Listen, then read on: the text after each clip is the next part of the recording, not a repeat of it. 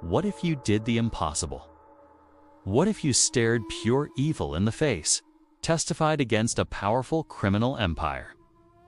And then, to escape the price on your head, you orchestrated your own death.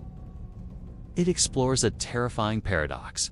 What happens when a woman fakes her own death to escape a killer, only to be found by the real one? You erase your name, your face, your entire existence. You become a ghost. You win. But what if the quiet, anonymous sanctuary you build for yourself happens to be in the hunting grounds of an entirely different monster? This is a story that sounds like a cruel joke written by fate itself. The woman the world would come to know was named Catherine Gale. She was not a criminal. It was the last place on earth anyone would look for a ghost. For the first time in years, she felt a sense of peace. She got a job at the local library. She kept to herself. She made no close friends. She built a new life out of silence and anonymity. A man who, like Sarah, was an expert at blending in. He was a patient hunter who targeted women who wouldn't be missed right away. Women who were quiet, who were new to the area. Women who were alone. Women exactly like Sarah Jenkins. He approached her on her walk home, offered a neighborly ride, and she, feeling the safety of the small town, accepted. It was her final mistake. When she didn't show up for work at the library for 2 days, her boss called the police. The local police were stumped. The story eventually reached federal authorities. An FBI agent working on cold cases saw the reconstructed image of the missing woman, Sarah Jenkins, and felt a jolt of recognition. He pulled up the old files for the star witness who had died at sea. Her testimony, a treasure trove of ledgers, names, and shipping routes, was enough to build a case that could dismantle the entire organization. The FBI descended on the small town. They now knew the victim's true identity, but it only deepened the mystery. How did the syndicate find her? He had confessed to the other murders, but he never understood why the case of the quiet librarian brought the full weight of the federal government down on him. She outmaneuvered a vast criminal network and successfully faked her own death. She was found by a man who didn't even know her name. It's a chilling reminder that we can never truly outrun danger. We can only choose the shape of our cage. Catherine Gale ran from a lion, only to find herself locked in a quiet room with a wolf. She built a fortress of solitude to protect herself from her past. But that same fortress, her anonymity, was what made her the perfect victim for a new, unrelated evil. He never knew the identity of the ghost he had captured. Sarah Jenkins didn't exist. Her social security number was fake. Her driver's license was a high-quality forgery. The address she had given for her job application was a P.O. box. The woman they were looking for was a complete ghost. She never used her real name, never contacted her family, never left a digital footprint.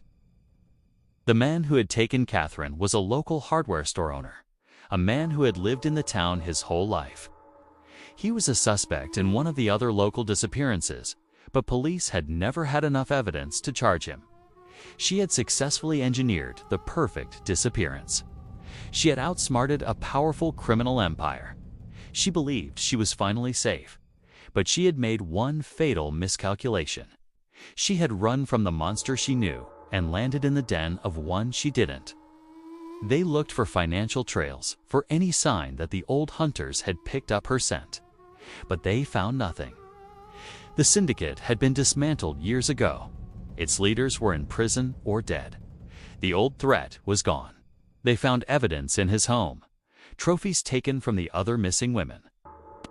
And they found evidence that linked him to Catherine Gale. He had no idea who she was. He didn't know she was a government witness or that she was living a second life. The only way to keep Catherine alive long enough for the trial was to make her enemies believe she was already dead. Catherine Gale, who had spent years looking over her shoulder for cartel hitmen in black sedans, never noticed the friendly-looking man from down the street. She was looking for the wrong kind of monster. For years, women had been going missing from the area. The disappearances were infrequent, happening every few years, and the victims had little in common. They were treated as isolated incidents, tragic but unconnected. The town lived with a low-level, unspoken fear, a local bogeyman story. Her purse, her wallet, and a torn life jacket were found in the wreckage. Her body was never recovered. After a lengthy search, Catherine Gale was declared legally dead at sea, another victim of the ocean's unpredictable fury.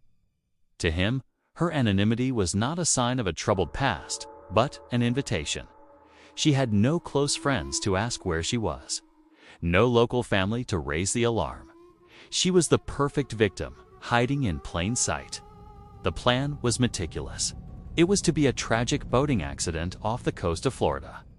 She became the government's star witness. The syndicate, facing ruin, responded with predictable brutality.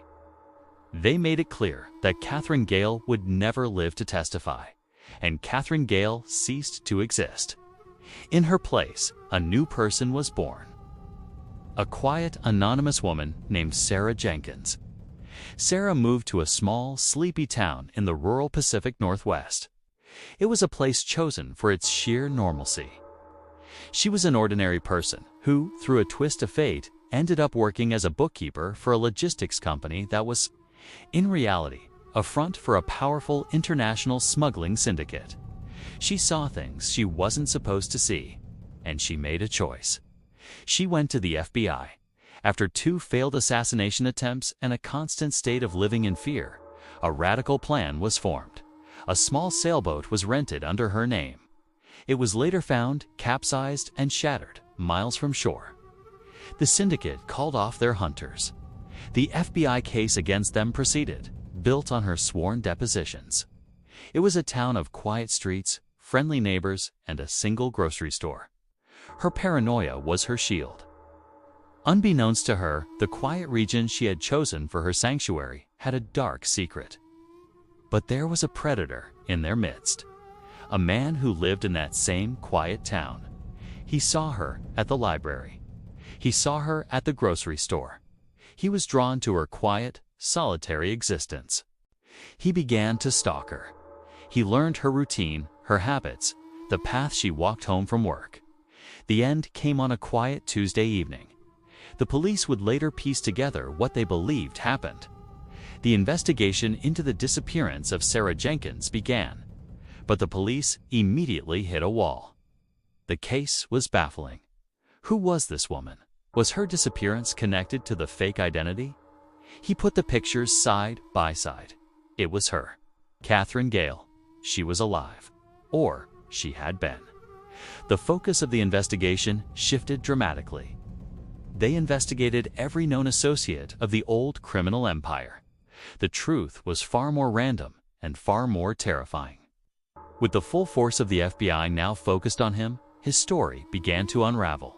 To him, she was just another target of opportunity.